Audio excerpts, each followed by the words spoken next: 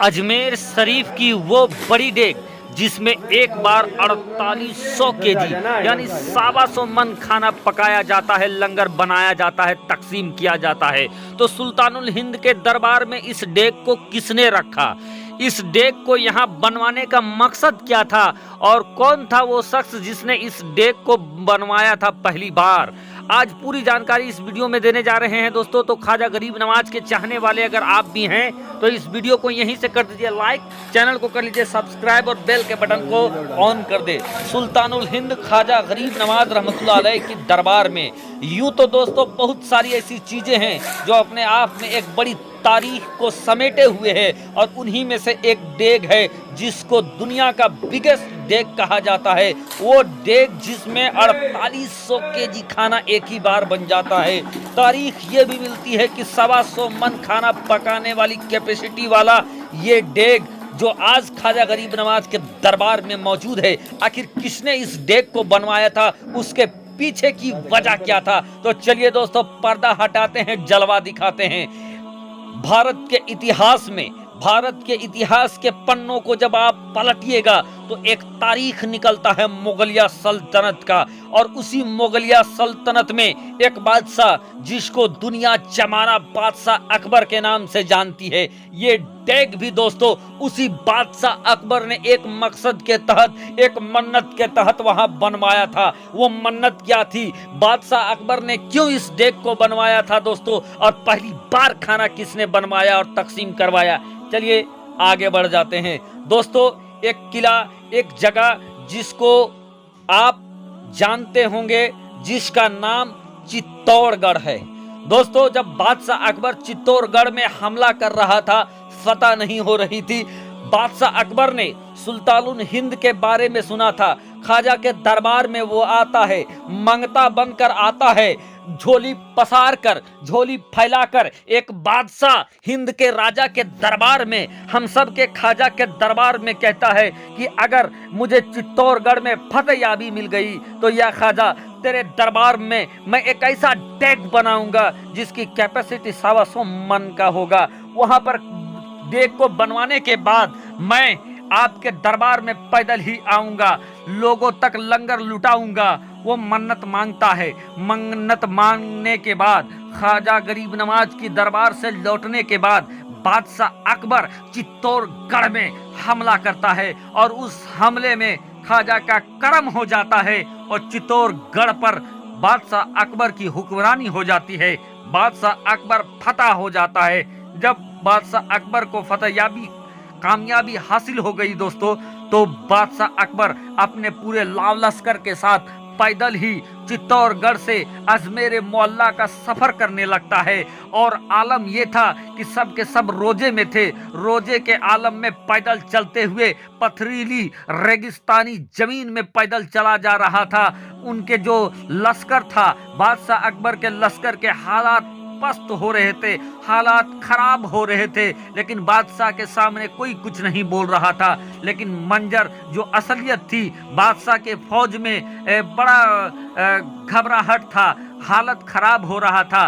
बादशाह के ख्वाब में सुल्तानुल हिंद आते हैं और कहते हैं, ए अकबर, तुम्हारी मन्नत की वजह से तुम्हारे लश्कर का हालात खराब हो रहे हैं, तो तुम अपनी जिद को छोड़ दो, अपनी मन्नत को छोड़ दो, और जो तूने मन्नत कहा था कि पैदल हम जाएंगे, अब तुम पैदल नहीं बल्कि अपनी अपनी सवारियों में सवार होकर आओ। फिर क्या था दोस्तों, सुबह मुनादी कर दी जाती है। बादशाह अकबर अपने लाव लश्कर के साथ सवारी में सवार होते हैं और अजमेर मोहल्ला की तरफ चलने लगते हैं। जब अजमेर मोहल्ला की तरफ आते हैं तो शहर से बाहर ही वो सवारी से उतर जाते हैं बादशाह अकबर और सुल्तानुल हिंद ख्वाजा मोइनुद्दीन हसन चिश्ती संजरी सरकार की बारगाह में आते हैं और अपने नजराने अकीदत को पेश करते हैं। और उसके बाद इस अजीमुस्शान डेग को आज से 450 साल करीब 450 साल पहले ये 4800 केजी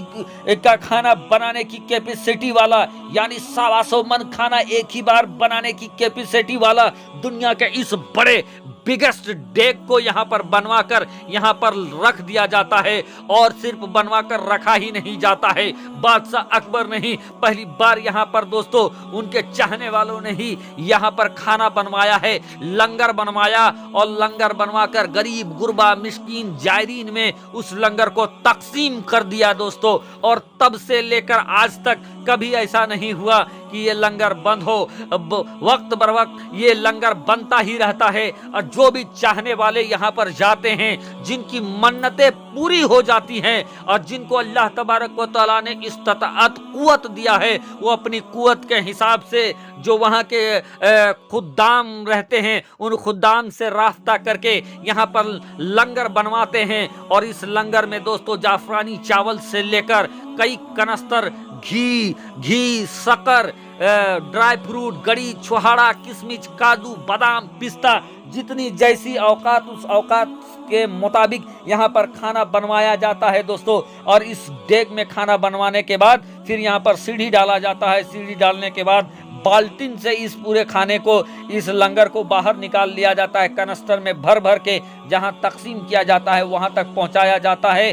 और आज भी ये मामला बदस्तूर जारी है। आज भी 450 साल हो गए हैं इस डेग के बने हुए, लेकिन आज भी यहाँ पर खाना बनता है। जब खाना नहीं बनता है उस वक्त ये आप देखें, मोहम्मद इकबाल साहब, रामगढ़ गोला बेटुल के मोहम्मद इकबाल साहब और ईदुल साहब की फैमिली, ये आपके जाकर रांची झारखंड रांची कूटे के रहने वाले समाज सेवी ईदुल साहब और उनके चाहने वाले दोस्त अहबाब और उनके फैमिली हैं जो यहाँ पर गए हैं और अपने जानिब से ये लंगर बनवा रहे हैं। इकबाल साहब ये कुर्ता पजामा सादा कुर्ता में नजर आ रहे हैं। साथ ही साथ ये देखें ईदुल साहब ये डालते हुए यहाँ पर सामान डाल रहे हैं।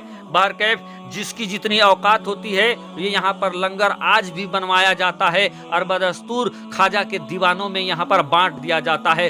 गौरतलब बात है दोस्तों कि जब इस लंगर को बनाया जाता है, इसको ख्वाजा के दीवानों में बांट दिया जाता है, भूखों में बांट दिया जाता है, किसी से ये नहीं पूछा जाता है कि तुम्हारी मजहब क्या है। आज दोस्तों कुछ दिन पहले एक वीडियो मुंबई से वायरल हुआ था जहां एक हॉस्पिटल के करीब लंगर बांटा जा रहा था। एक मुस्लिम औरत वहां पर भूख के मारे खड़ी हो जाती है, लेकिन उससे कहा जाता है कि तुम जय श्री राम का नारा लगाओ तब तुझे खाना दिया जाएगा, नहीं तो भाग जाओ यहाँ से, नहीं दिया जाता है और उसको धुतकार कर भगा दिया जाता है। लेकिन उस बहन ने भूखो रहना गवारा किया, लेकिन उसने वो नारा नहीं लगाया था दोस्तों। लेकिन मुसलमानों और इस्लाम की तरबियत में आप कुर्बान जाइए कि यहाँ पर या दुनिया के किसी जगह पर जब भी लंगर लुटाया जाता है, कोई भी मुसलमान लुटाता है, वो नहीं किसी से कहता है कि तुम अल्लाहू अकबर कहो तब तुझे खाना दिया जाता है, बल्कि सबको खाना दिया जाता है। जो भूखा हो उसको इनायत कर दिया जाता है। तो यह है ख्वाजा की डेग की बात।